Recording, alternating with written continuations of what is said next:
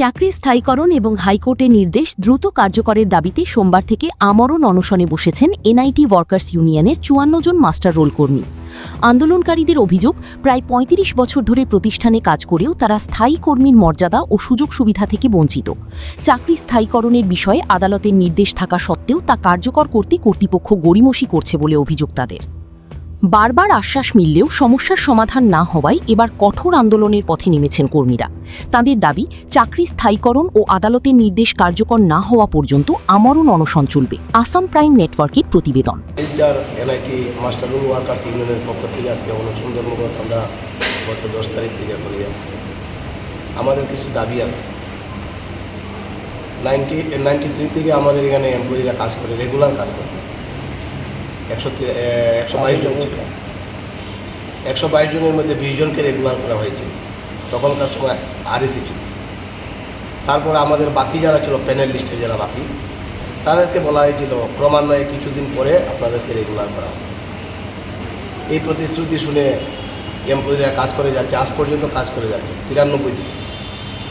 আমরা বারবার আমাদেরকে রেগুলার করার জন্য আমরা বিভিন্ন আধিকারিক, বিভিন্ন সরকারি প্রসিডিওর মেনে আমরা বারবার দাবি জানিয়েছি। আমাদেরকে শুধু প্রতিশ্রুতি দেওয়া হয়েছে যে দিচ্ছি, আমাদের ফান্ড নেই। কিন্তু ইদানিং আমরা ওনাদের প্রতিশ্রুতি বারবার শোনার পরে আমরা অধৈর্য হয়ে গিয়েছি।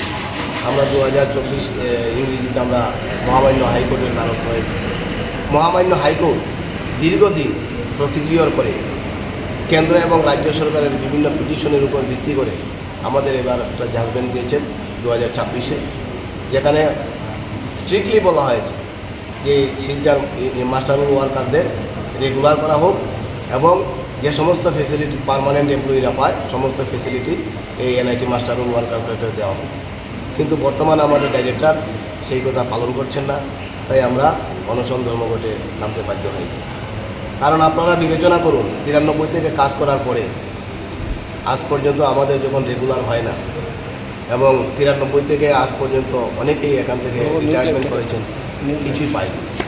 এখনও বাকি যারা আছেন ওনারাও যদি আমরা এভাবে বসে থাকি কিছুই পাবো না। তার জন্য আমরা বিভাগীয় প্রধান, বর্তমানে যিনি ডাইরেক্টর, ওনার কাছে আমরা দাবি নিয়ে বসেছি। মহামান্য হাইকোর্ট যখন বলেছেন, এবং শুধু হাইকোর্ট নয়, দেখুন আপনাদেরকে আমরা একটা কিছুটা লিগ্যাল ডকুমেন্টস দেখাচ্ছি। মহামান্য সুপ্রিম কোর্টের নির্দেশও এই হাইকোর্টে উল্লেখ করা হয়েছে। বিভিন্ন স্টেট কমিটি, বিভিন্ন স্টেটে এই সমস্ত নির্দেশ দেওয়া হয়েছে। এই জন্য আমাদের হাইকোর্টেও এই এনআইটি ডাইরেক্টরকে এই নির্দেশ দিয়েছে যে ওনাদেরকে রেগুলার করা হোক এবং সমস্ত ফেসিলিটি ওনাদেরকে দেওয়া হোক। কিন্তু উনি আমাদেরকে সেই ফেসিলিটিগুলো দিচ্ছেন না, আমাদেরকে শুধু ভাউতা দিচ্ছেন।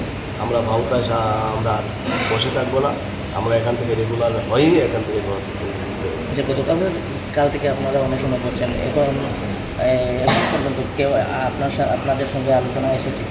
10 তারিখ থেকে যখন আমরা অনশনে বসেছি, আমাদের যিনি ডাইরেক্টর এনআইটি শিক্ষায় উনি এসেছিলেন এবং ওনার সঙ্গে রেজিস্ট্রার, ওনার সমস্ত প্রতিনিধি, বিভিন্ন অফিসার নিয়ে এসেছিলেন। আমাদেরকে রিকোয়েস্ট করেছেন যে আপনারা অনশন ধর্মঘটটা উদ্র করুন আর আমাদের সঙ্গে চলুন।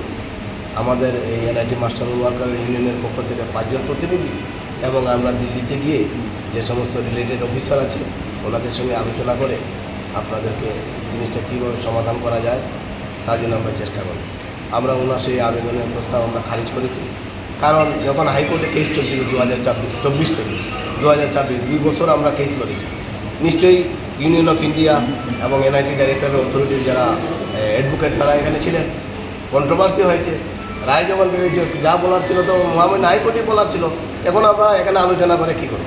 তাই আমরা মাস্টার রোল ওয়ার্কাররা বলেছি আমাদের শিলচরেই আমাদের দিল্লি, শিলচরেই আমাদের দিসপুর, আর এখানেই আমাদের উৎপত্তি এবং এখানেই নিষ্পত্তি। আমরা কোথাও আলোচনার জন্য যেতে পারবো না। আর যদি আলোচনা করতে হয়, আপনার সঙ্গে আলোচনা করার জন্য এখানে বসেছি। আপনি আসুন, আমাদেরকে রেগুলার করুন, আপনাদেরকে আমরা ফুলের মালা দিয়ে বরণ করব। টোটাল কতটা স্টাফ আছে? এখন বর্তমানে 54 93 জন ছিলেন, এখন 54 এসে গেছে। এবং এই কথা আমরা বলেছি যে আপনারা এটাই চাচ্ছেন যে এইভাবে প্রতারণা করে কিছুদিন কাটাবেন। 93 থেকে এখন 54 এসে গেছে, প্রায় 40 জন নেই।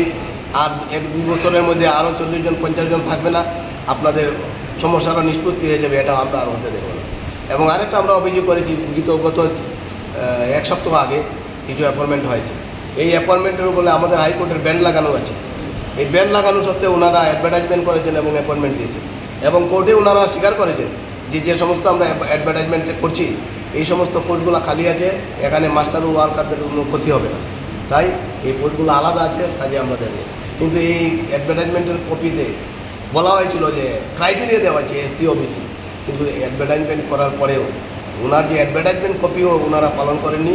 এখানে ওবিসির জন্য যে ক্রাইটেরিয়া রাখা হয়েছে এটা এক্সটেন্ড করা হয়েছে, এবং আজকে দিনের বেলায় অ্যাডভার্টাইজমেন্ট হয়েছে, আজকে ইন্টারভিউ হয়েছে, রাতের অন্ধকারে অ্যাপয়েন্টমেন্ট দেওয়া হয়েছে, সম্পূর্ণ অবৈধভাবে অ্যাপয়েন্টমেন্ট দেওয়া হয়েছে। এবং আমরা কালকে বলেছি ওনাকে সরাসরি বলেছি আপনারা নিজেদের স্বার্থ গুছানোর জন্য নিজেদের লোককে এখানে অ্যাপয়েন্টমেন্ট দিয়েছে।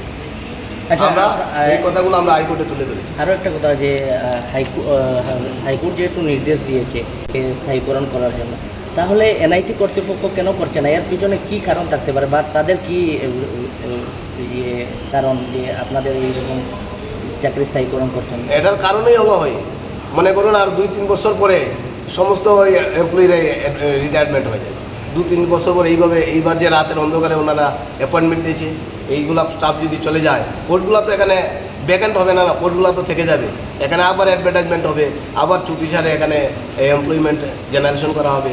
এখানে অনেক ধরনের বিষয় আছে, সেটা আমি প্রেস মিডিয়াতে বলতে চাই না, আমাদের এনআইটি সুনামও আমি অক্ষুণ্ণ রাখতে চাই।